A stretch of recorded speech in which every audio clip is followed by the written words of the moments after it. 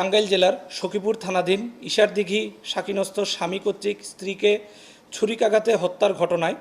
ঘাতক স্বামী মেহেদী হাসানকে হত্যাকাণ্ডের 10 ঘন্টার মধ্যে গ্রেপ্তার করেছে র্যাব 14 CPC 3 টাঙ্গাইল ক্যাম্পের বিশেষ আভিযানিক দল। আজ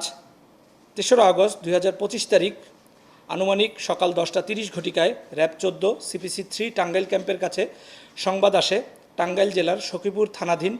গজারিয়া ইউনিয়নের ইশারদিঘি গ্রামস্থ জনৈক মেহেদী হাসান তার স্ত্রীকে পারিবারিক কলহের জের ধরে ছুরিকাঘাত করে হত্যা করেছে। সংবাদ পাওয়ার পরপরই র্যাব 14 CPC 3 টাঙ্গাইল ক্যাম্পের গোয়েন্দা টিম তাৎক্ষণিকভাবে ঘটনাস্থলে গিয়ে প্রাথমিক তথ্য সংগ্রহ করে, কিন্তু ঘাতক স্বামী মেহেদী হাসান ততক্ষণে এলাকা ছেড়ে অন্যত্র পালিয়ে যায়। পরবর্তীতে র্যাব 14 CPC 3 টাঙ্গাইল ক্যাম্পের চৌকস গোয়েন্দা টিম তথ্য প্রযুক্তির সহায়তায় মেহেদী হাসানের অবস্থান নির্ণয় করতে সক্ষম হয় এবং টাঙ্গাইল ক্যাম্পের একটি চৌকস আভিযানিক দল রাত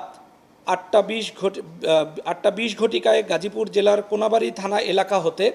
ঘাতক স্বামী মেহেদী হাসানকে হত্যাকাণ্ডের 10 ঘন্টার মধ্যে গ্রেপ্তার করতে সক্ষম হয়। আসামিকে গ্রেপ্তারের পরে প্রাথমিক জিজ্ঞাসাবাদ, স্থানীয় লোকজনের দেওয়া ভাষ্য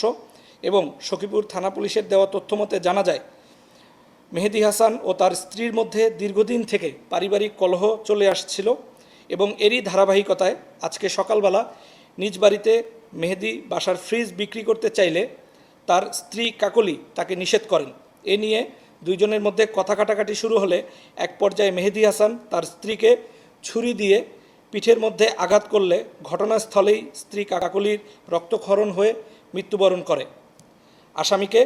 তার পরবর্তী আইনি কার্যক্রমের জন্য সখীপুর থানায় হস্তান্তরের প্রক্রিয়া চলমান রয়েছে।